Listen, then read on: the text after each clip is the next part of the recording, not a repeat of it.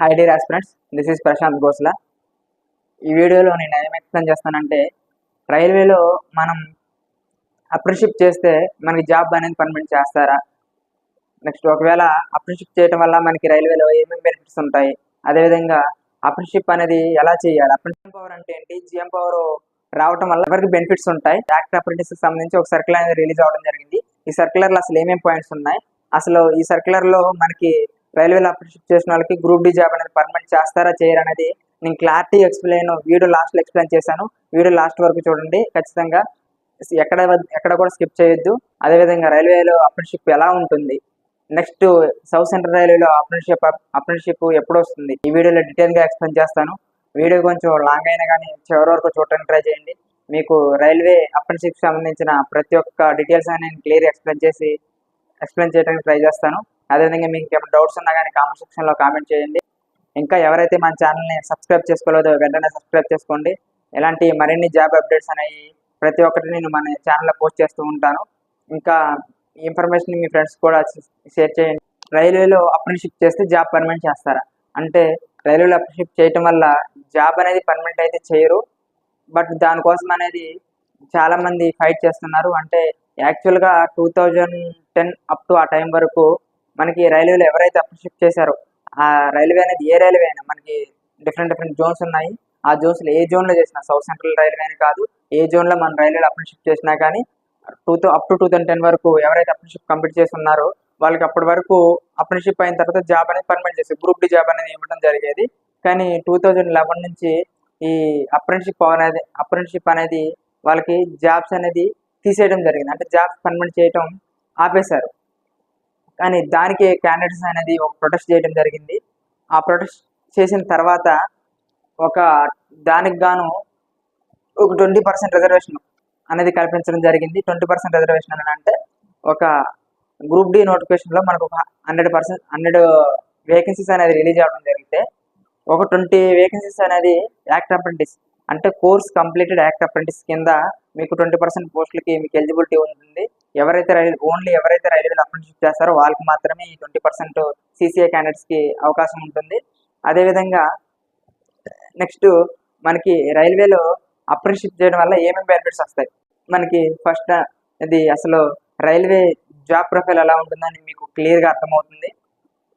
అసలు రైల్వేలో ఏమేమి జాబ్స్ ఉంటాయి, వర్క్స్ ఎలా ఉంటాయి, అదేవిధంగా శాలరీస్ ఎలా ఉంటాయి, ప్రమోషన్స్ ఎలా ఉంటాయి, మీరు మీ ట్రేడ్కి సంబంధించి మీరు ఇంకా ఏ విధంగా ఇంప్రూవ్మెంట్ చేసుకోవచ్చు, మీ వర్క్ స్కిల్స్ అనేవి ఇంప్రూవ్మెంట్ చేసుకోవచ్చు.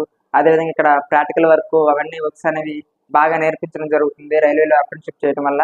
అదేవిధంగా నెక్స్ట్ బెనిఫిట్ వచ్చేసి జాబ్ రావడానికి అవకాశాలు చాలా ఎక్కువగా ఉంటాయి. జాబ్ రావడానికి అవకాశాలు ఎక్కువగా ఎందుకు ఉంటాయి అన్నానంటే, మనకి గ్రూప్ డిలో 20% రిజర్వేషన్ కల్పించడం జరుగుతుంది. 20% రిజర్వేషన్ అంటే ఆల్మోస్ట్ ఇప్పుడు ఒక 100 వేకెన్సీస్ ఉన్నట్లయితే 100 వేకెన్సీస్లో ఓపెన్ వాళ్ళు వచ్చి రాస్తే, అంటే అప్రెంటిస్‌షిప్ చేయని వాళ్ళు వచ్చి రాస్తే మీకు కాంపిటీషన్ హెవీగా అయిపోతుంది. కానీ మీకు ఎవరైతే ఓన్లీ అప్రెంటిస్‌షిప్ చేసిన వాళ్ళు ఉంటారో మీకు 20% వేకెన్సీ అనేది స్పెషల్ రిజర్వేషన్ ఇవ్వడం జరుగుతుంది. అదేవిధంగా మీరు ఓపెన్లో కూడా రాసుకోవడానికి ఎలిజిబుల్ అవుతారు. ఈ 2 అవకాశాలు ఉంటాయి కాబట్టి కొంచెం కష్టపడి మంచిగా చదివితే మీకు జాబ్ అనేది త్వరగా రావడానికి అవకాశాలు ఎక్కువగా ఉంటాయి. అదేవిధంగా ఇప్పుడు నెక్స్ట్ జీఎం పవర్ అని ఉంటుంది. ఆ జీఎం పవర్ అంటే, ఆ జీఎం పవర్ కనుక కొలిస్తే ఒకవేళ పర్మనెంట్ అయ్యే అవకాశాలు ఉంటాయి, కానీ పర్మనెంట్ అవ్వకపోవచ్చు, అవి అవకాశాలు ఉంటాయి.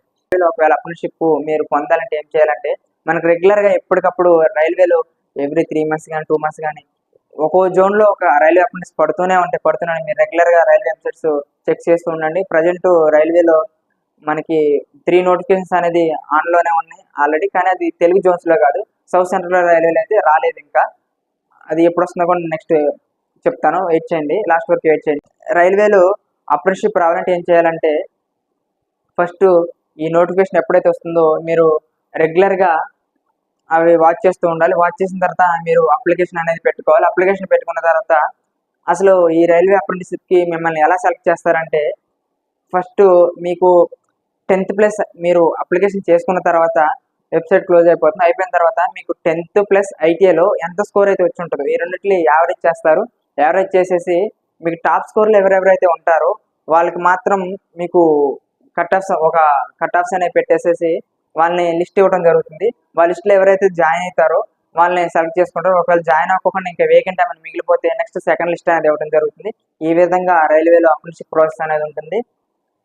అదేవిధంగా సౌత్ సెంట్రల్ రైల్వేలో అప్రెంటిస్‌షిప్ ఎప్పుడు రావచ్చు అంటే యాక్చువల్‌గా సౌత్ సెంట్రల్ రైల్వేలో అప్రెంటిస్‌షిప్ అనేది ప్రీవియస్‌గా లాస్ట్ బ్యాచ్ వచ్చేసి ఈ అక్టోబర్ మంత్‌తో కంప్లీట్ అవుతుంది. ఈ అక్టోబర్ మంత్‌తో కంప్లీట్ అవుతుంది కాబట్టి యాక్చువల్‌గా నోటిఫికేషన్ అనేది వచ్చి ఉండాలి. ఎందుకంటే అప్లికేషన్ ప్రాసెస్ మొత్తం జరిగేసరికి 2, 3 మంత్స్ టైం పడుతుంది. మీరు నెక్స్ట్ బ్యాచ్ అనేది జనవరి లోపు జాయిన్ అవ్వడానికి ఉంటది. కానీ ఇంకా నోటిఫికేషన్ అనేది అప్డేట్ అయితే ఏమి ఇవ్వలేదు. రావటానికి ఈ అక్టోబర్‌లో లాస్ట్ ప్రీవియస్ బ్యాచ్ వాళ్ళు కంప్లీట్ అవుతారు కాబట్టి నోటిఫికేషన్ అనేది ఈ 2, 3 మంత్స్‌లో రావటానికి ఎక్కువగా అవకాశాలున్నాయి. రైల్వేకి సంబంధించి ఒక సర్క్యులర్ అనేది రిలీజ్ చేయడం జరిగింది. అసలు ఆ సర్క్యులర్‌లో ఏముందనంటే ఇప్పుడు అది ఈ ఈ క్వెషన్ సంబంధించి ఎవరైతే అప్రెంటిస్‌షిప్ కంప్లీట్ చేసున్నారో వాళ్ళకి సంబంధించి ఇప్పుడు నేను ఈ టాపిక్ అనేది చెప్పబోతున్నాను. రైల్వేలో ఆల్రెడీ ఎవరైతే అప్రెంటిస్‌షిప్ కంప్లీట్ చేసి ఉంటారో వాళ్ళకి ఒక సర్క్యులర్ గుడ్ న్యూస్ అని చెప్పుకోవచ్చు. ఒక సర్క్యులర్ అనేది రిలీజ్ అవ్వడం జరుగుతుంది. అది బాగా సర్క్యులేట్ అవుతుంది. దాంట్లో ఆ సర్క్యులర్ సంబంధించి ఏమేమి డీటెయిల్స్ ఉన్నాయి, ఏంటి అసలు నేను క్లారిటీ ఎక్స్‌ప్లెయిన్ చేస్తాను. మనకి ఈ సర్క్యులర్ సంబంధించి జీఎంకి పవర్స్ రావాలి, జీఎంస్ పవర్స్ ఇవ్వాలని మనకి ఈ సర్క్యులర్‌లో president of India Draupadi Murmu గారికి ఒక లెటర్ రాయడం జరిగింది.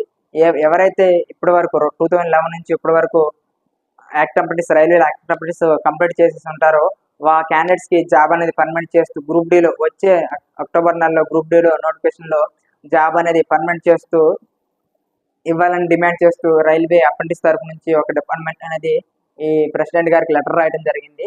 అసలు ఫస్ట్ ఈ లెటర్లో జిఎం పవర్ కల్పించాలని అడిగారు. అసలు జిఎం పవర్ అంటే ఏంటంటే ఇప్పుడు నేను క్లారిటీ ఎక్స్ప్లెయిన్ చేస్తాను. జిఎం పవర్ అంటే జనరల్ మేనేజర్ పవర్.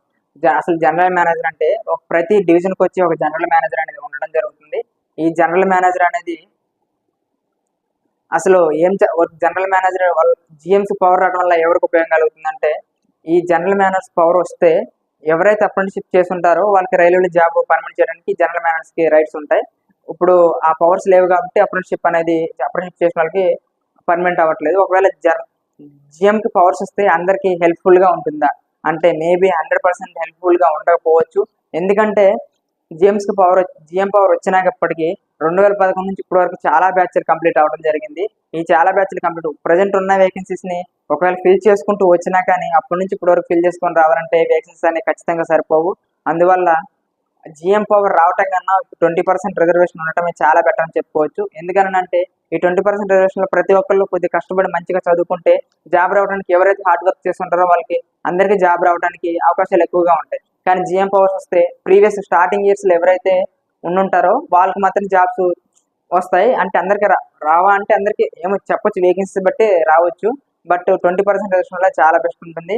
ఇంకా ఏంటంటే మనకి ఈచ్ అండ్ ఎవ్రీ ఆస్పిరెంట్ అసలు రైల్వేలో అప్రెంటిస్‌షిప్ చేసిన ప్రతి ఆస్పిరెంట్ ఖచ్చితంగా గుర్తుపెట్టుకోవాల్సిన పాయింట్ ఏంటంటే మీరు ఖచ్చితంగా కష్టపడి చదవండి. కష్టపడి చదివితే మీకు గ్రూప్ డీలో జాబ్ రావడానికి ఖచ్చితంగా చాలా అవకాశాలు ఉన్నాయి.